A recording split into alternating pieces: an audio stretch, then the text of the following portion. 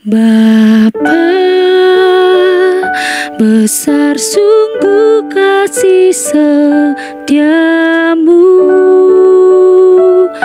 nyata sungguh perlindunganmu, tak satu kuasa mampu pisahkan aku dari kasih-Mu. Bapa, ajarku selalu hormati-Mu, ajarku turut perintah-Mu, berikan ku hati untuk menyembah-Mu dan bersyukur setiap waktu.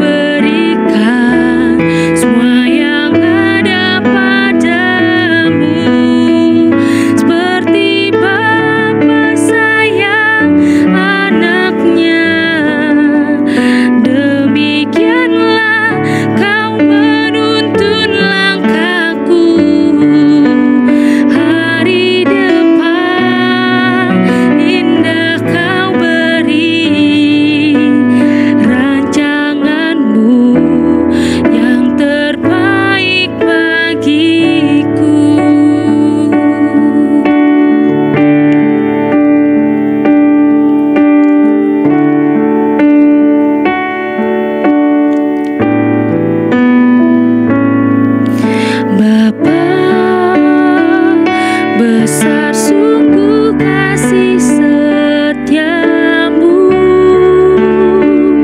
nyata sungguh perlindunganmu, tak satu kuasa mampu pisahkan aku dari kasih-Mu. Bapa, ajarku selalu hormati-Mu, ajarku turut perintah-Mu, berikan ku hati untuk menyembah-Mu dan bersyukur setiap waktu, seperti Bapa sayang anaknya, demikianlah Engkau mengasihiku.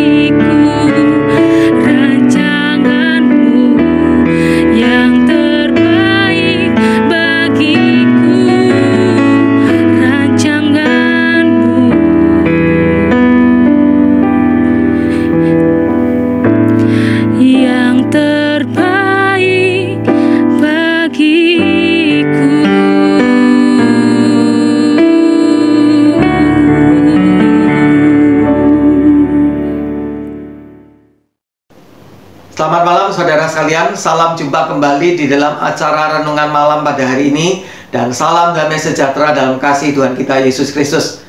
Saudara sekalian, masih di dalam kaitan dan di dalam rangka bulan keluarga pada tahun ini.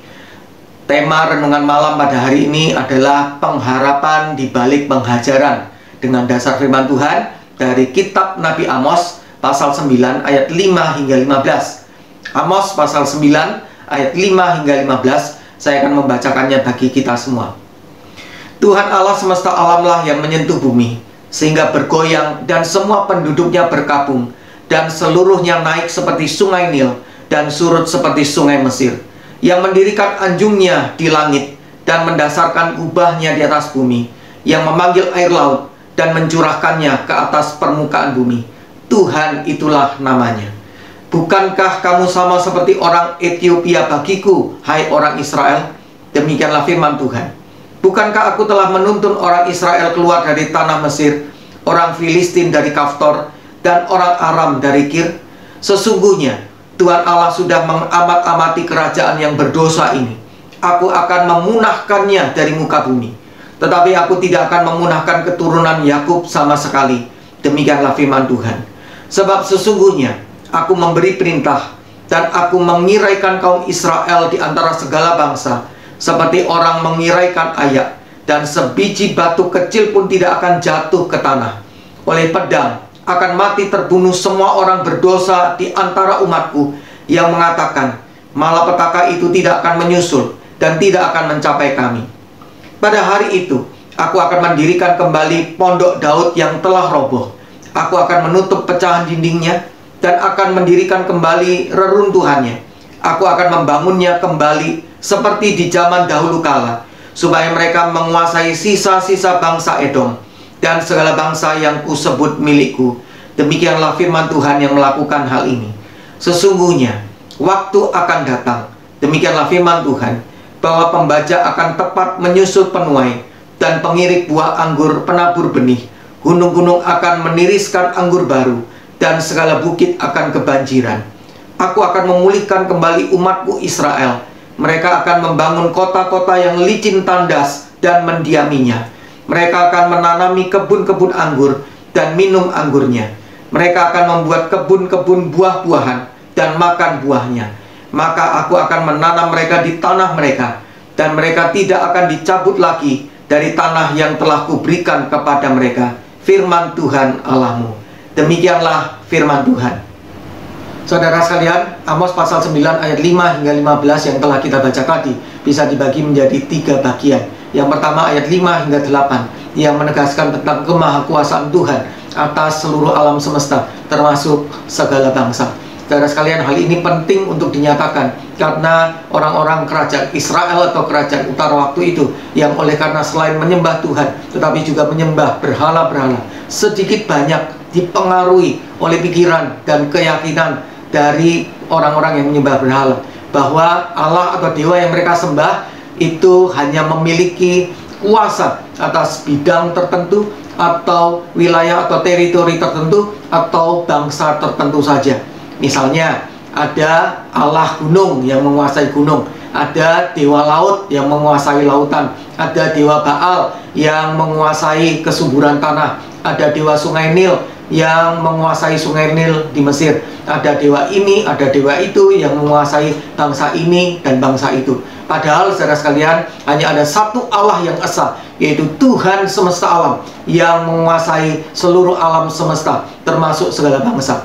Kemahakuasaan Tuhan atas segala bangsa itu dinyatakan di dalam ayat yang ke-8, bahwa Tuhan yang pernah menuntun orang-orang Israel keluar dari tanah Mesir adalah Tuhan yang sama yang juga pernah menuntun orang-orang Filistin keluar dari Kaftor dan orang-orang Aram dari Kir.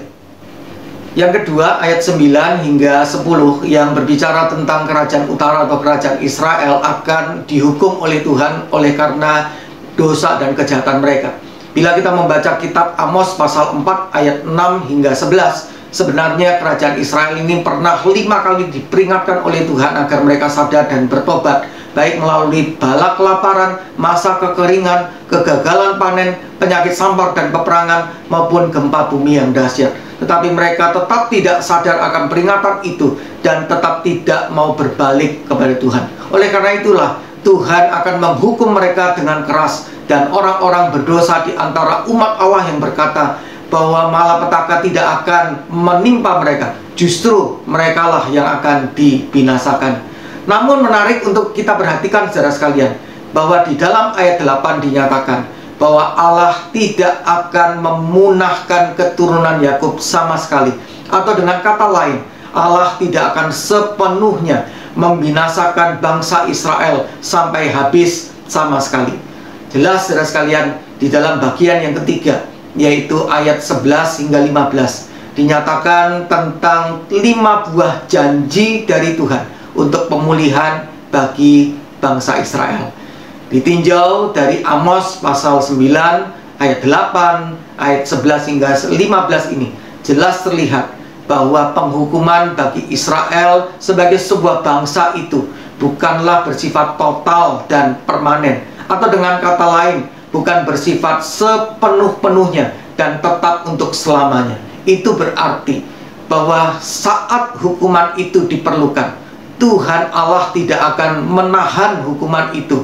Bagaikan seorang bapa yang mengasihi anaknya, Allah mendisiplin dan menghajar orang-orang yang dikasihinya itu demi mengoreksi atau memperbaiki kelakuan mereka. Saudara sekalian, demikianlah pula halnya dengan relasi kita orang-orang percaya dengan Tuhan Allah. Di dalam Ibrani pasal 12 ayat 6 hingga 11 disebutkan tentang Allah yang digambarkan sebagai seorang bapa yang mengasihi kita orang-orang percaya sebagai anak-anaknya, yang bisa saja sewaktu-waktu menghukum atau menghajar atau mencambuk kita dengan berbagai penderitaan di dunia ini, agar kita hidup menurut kemauan Allah, hidup di dalam kesucian. Saya akan bacakan Ibrani 12 ayat 6-11 itu di dalam versi terjemahan bahasa Indonesia masa kini.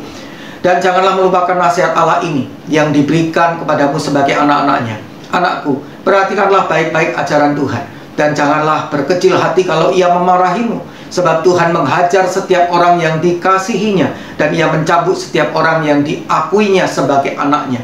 Hendaklah kalian menerima cambukan dari Allah sebagai suatu hajaran dari seorang bapa. Sebab apakah pernah seorang anak tidak dihukum oleh bapaknya? Kalau kalian tidak turut dihukum seperti semua anaknya yang lain, ini berarti kalian bukan anak sah, melainkan anak yang tidak sah. Kita mempunyai bapak di dunia, ia mengajar kita dan kita menghormatinya. Nah, apalagi terhadap Bapa rohani kita yang di sorga, tentu kita harus lebih lagi tunduk padanya supaya kita hidup. Orang tua kita yang di dunia mengajar kita hanya dalam waktu yang terbatas menurut apa yang mereka merasa baik. Tetapi Allah mengajar kita untuk kebaikan kita sendiri, supaya kita dapat menjadi suci bersama-sama dengan Dia. Memang pada waktu kita diajar, hukuman itu tidak menyenangkan hati kita, melainkan hanya menyedihkan saja. Tetapi kemudian dari itu, bagi kita yang sudah diajar, hukuman itu menyebabkan kita hidup menurut kemauan Allah dan menghasilkan perasaan sejahtera pada kita.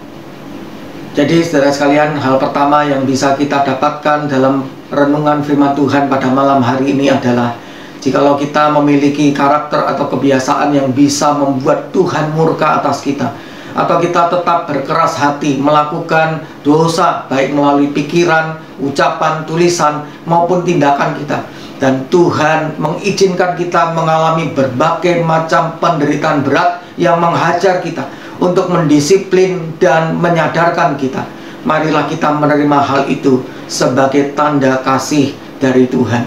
Tuhan masih sayang kita, dan Dia ingin agar kita segera sadar, bertobat, dan kembali ke dalam jalan yang benar, hidup di dalam kesucian, hidup menurut kemauan Allah. Jadi tatkala Allah mendisiplin kita, selalu ada pengharapan di balik penghajaran. Hal kedua yang bisa kita dapatkan di dalam kaitannya dengan bulan keluarga dan kehidupan keluarga adalah pentingnya pendisiplinan di dalam keluarga. Di dalam kitab Amsal paling sedikit ada 2 ayat yang berbicara tentang pendisiplinan terhadap anak-anak. Amsal 13 ayat 24, Siapa tidak menggunakan tongkat benci kepada anaknya, tetapi siapa mengasihi anaknya, mengajar dia pada waktunya.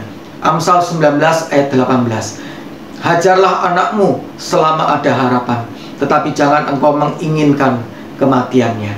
Di dalam Efesus 6 ayat 4, para orang tua juga dinasihatkan untuk mendidik anak-anak di dalam ajaran dan nasihat Tuhan. Ajaran Tuhan berkaitan dengan mengajar dan mengarahkan anak-anak untuk hidup di dalam jalan Tuhan. Sedangkan nasihat Tuhan berkaitan dengan teguran, peringatan, bahkan tindakan pendisiplinan atau penghajaran untuk membawa kembali anak-anak ke dalam jalan Tuhan. Jadi sangat perlu bagi orang tua untuk mendisiplin anak-anaknya yang tidak hidup menurut firman Tuhan. Tentu saja dengan cara pendisiplinan yang sesuai dengan usia anak-anak itu.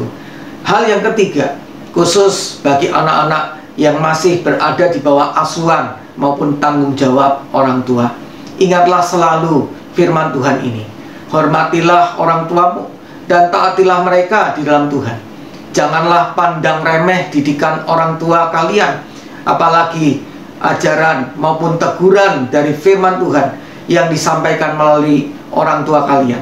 Dan janganlah putus asa atau kecil hati bila mereka mendisiplin kalian, bahkan menghajar kalian dengan keras, karena hal itu justru merupakan bukti bahwa orang tua kalian masih menyayangi kalian.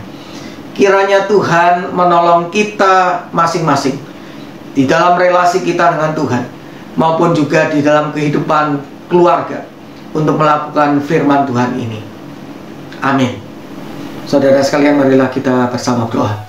Ya Tuhan, tolonglah setiap kami maupun juga setiap saudara-saudara kami yang percaya kepada Tuhan, agar kami senantiasa menyadari bahwa tak kala Tuhan mengizinkan kami mengalami pendisiplinan atau penghajaran oleh Tuhan, kiranya kami tetap percaya bahwa di balik penghajaran itu selalu ada pengharapan, bahwa Engkau Tuhan masih mengasihi kami. Engkau menghendaki kami agar kami segera sadar, bertobat dan kembali ke dalam jalan yang benar, hidup menurut kemauan Tuhan. Tuhan, kami juga doakan Tuhan untuk setiap orang tua di dalam mendidik anak-anak mereka di dalam ajaran dan nasihat Tuhan. Kiranya Tuhan juga memberikan hikmat dan tuntunan agar dapat mendidik anak-anak mereka dengan sebaik mungkin di dalam ajaran dan nasihat Tuhan itu.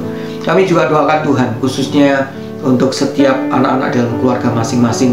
Kiranya setiap mereka pun juga hidup menurut jalan Tuhan, bertumbuh di dalam iman, kasih, pengenalan, dan kesetiaan akan Tuhan. Kami juga doakan Tuhan khususnya untuk setiap keluarga yang mengalami pergumulan berat di dalam kehidupan ini, apalagi ditambah kondisi pandemi COVID-19, mungkin terkait dengan pekerjaan, keuangan, ekonomi, masalah rumah tangga, masalah pendidikan, masalah kesehatan, dan sebagainya. Kiranya Tuhan berkenan memulihkan, menolong mereka Tuhan di tengah-tengah kondisi demikian. Kami juga doakan Tuhan terus-menerus untuk negara kami. Kiranya negara kami dibebaskan dari pandemi COVID-19 ini, juga negara-negara lain yang mengalami situasi serupa. Kami juga doakan Tuhan untuk setiap kami, tatkala kami akan beristirahat pada malam hari ini. Kiranya Tuhan berkenan memberikan pemulihan dan juga perlindungan atas setiap kami. Terima kasih Tuhan. Inilah doa kami, di dalam nama Tuhan Yesus kami berdoa. Amin. Selamat malam saudara sekalian. Kiranya Tuhan memberkati kita semua. Sampai jumpa kembali.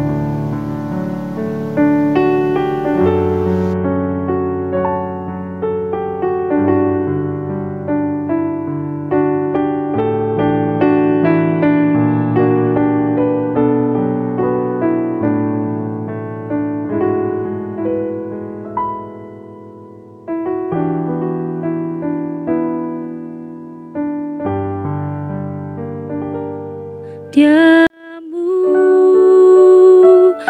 nyata sungguh perlindunganmu, tak satu kuasa mampu pisahkan aku dari kasih-Mu. Bapa, Ajarku selalu hormati-Mu, ajarku turut perintah-Mu, berikan ku hati untuk menyembah-Mu.